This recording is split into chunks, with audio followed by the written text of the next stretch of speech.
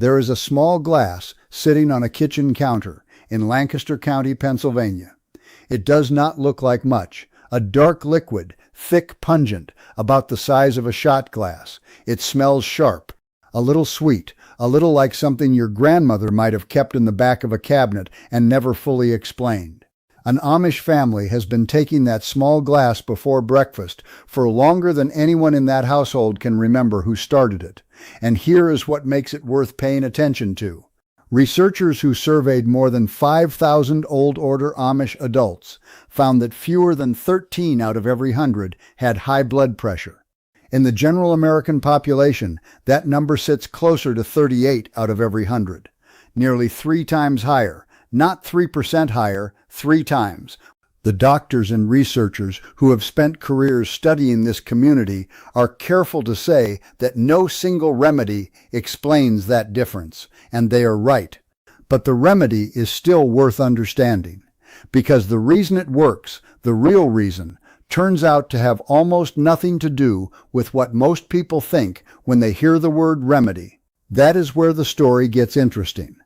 Most people who go looking for the Amish blood pressure preparation find the ingredients quickly. Raw garlic, fresh ginger, apple cider vinegar, lemon juice, raw honey, blended together, left to sit for several days in a cool place, taken in small amounts before meals. Simple enough. And yet most people who try it prepare it in a way that may remove the most important part before the glass ever reaches their lips. Let us talk about the garlic first, because this is where the preparation either works or does not. Garlic has been used medicinally across human civilizations for more than 6,000 years. Egyptian papyri document it. Greek physicians wrote about it. Traditional communities from the Mediterranean to East Asia to rural Pennsylvania cultivated it and trusted it. That kind of persistence across unconnected cultures, across millennia, is itself worth pausing on. Things that survive that long usually survive for a reason. What modern science found, when it looked carefully, is that garlic contains a compound called allicin, and allicin is not sitting ready-made inside an intact clove.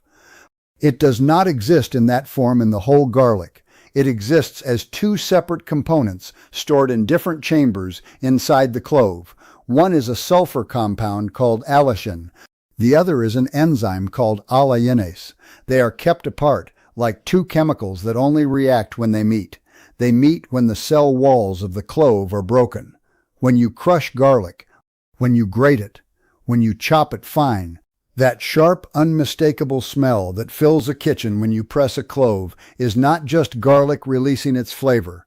That is allicin being produced in real time. That is the reaction happening right in front of you.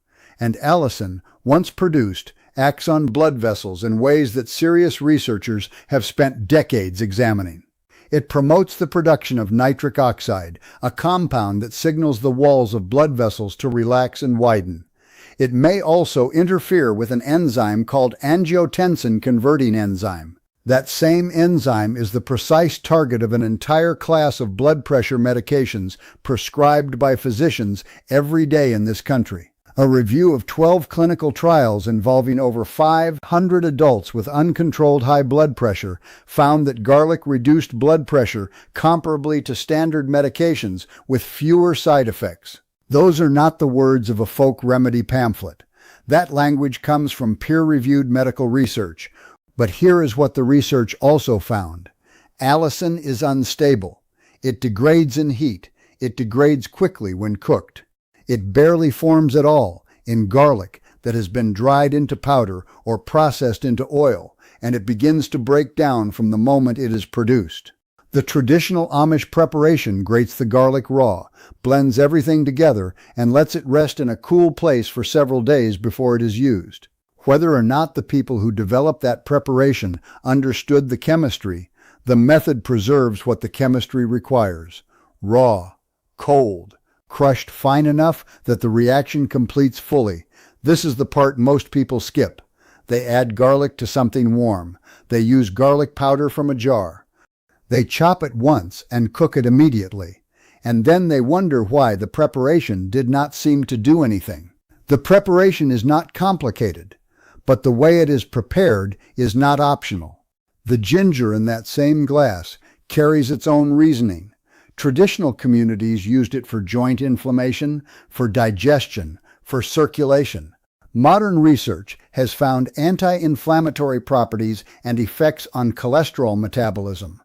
The apple cider vinegar brings acetic acid, which in animal studies has shown reductions in blood pressure and decreases in that same AC enzyme. Human research here remains limited.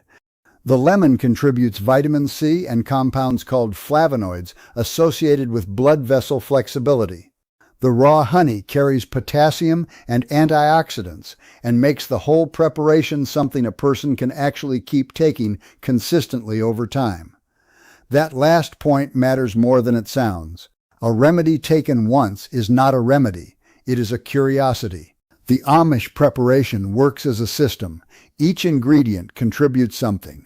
None of them is doing the entire job alone. And the preparation is taken consistently, before meals, as a daily habit.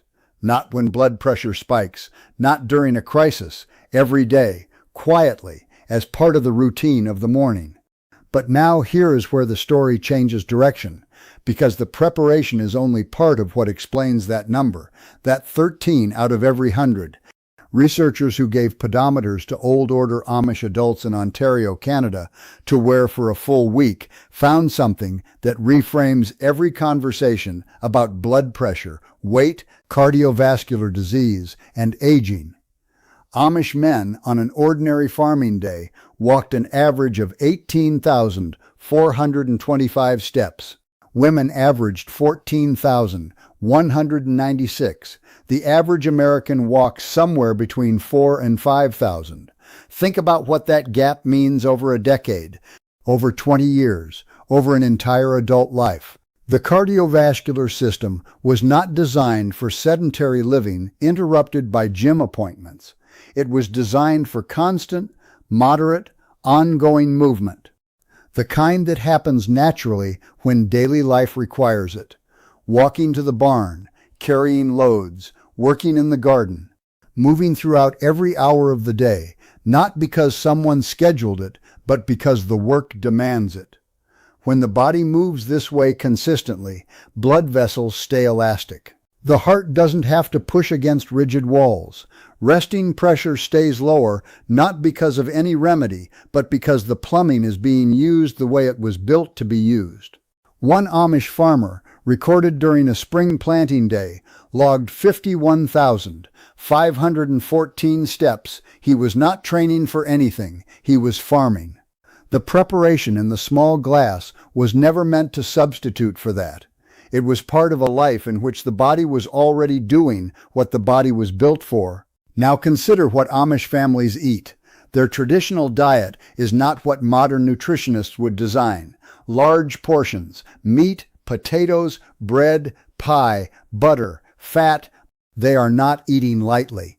They never have, but they are eating food they grew and prepared themselves.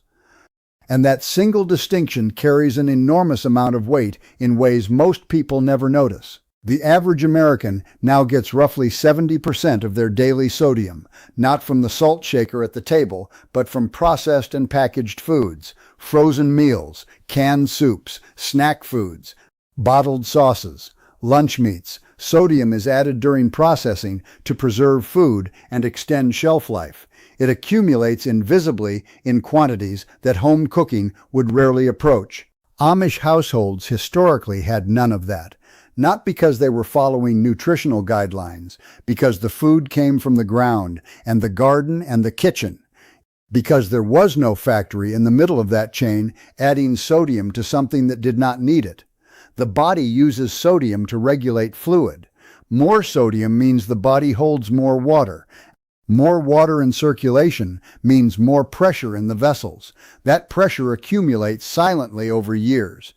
And Amish families carried a fraction of that load simply by eating the way people ate before the industrial food system existed. They were not trying to eat a heart-healthy diet. They were just eating dinner. There is one more layer here, and it is perhaps the least obvious of all. A study from the University of Maryland examined light exposure in Old Order Amish communities and found they represent something close to a pre-industrial light environment. They live without the artificial light that has come to define modern evenings. Their nights are genuinely dark. Their mornings begin with natural light.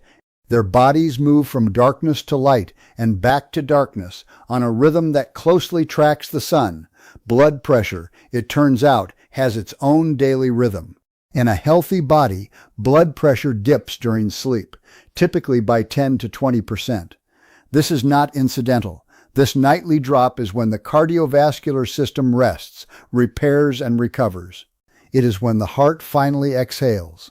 Disrupted sleep and disrupted circadian alignment, caused in large part by artificial light in the evening hours, can blunt or eliminate that nightly dip. When blood pressure stays elevated through the night, the cardiovascular system never fully rests. Year after year, that continuous strain changes the structure of blood vessels in ways no morning remedy fully reverses. Amish families sleeping in near total darkness, waking with the light, maintain that nightly dip almost automatically, not because they are following cardiovascular guidelines, because their environment was never rearranged to prevent it. So step back now and look at what we have actually been describing. A community with nearly 3 times lower rates of high blood pressure. They take a traditional preparation made from 5 ingredients that each carry their own scientific reasoning. They move on an average day more than 3 times as much as a typical American. They eat food they grew themselves, without industrial sodium layered into every packaged product. They sleep in darkness aligned with the rhythm of the sun. No single item on that list explains the number alone. Remove the movement, and most of the benefit disappears. Keep the movement, but add processed food, and the sodium burden reintroduces the problem. Disrupt the sleep, and the cardiovascular system never gets its nightly rest.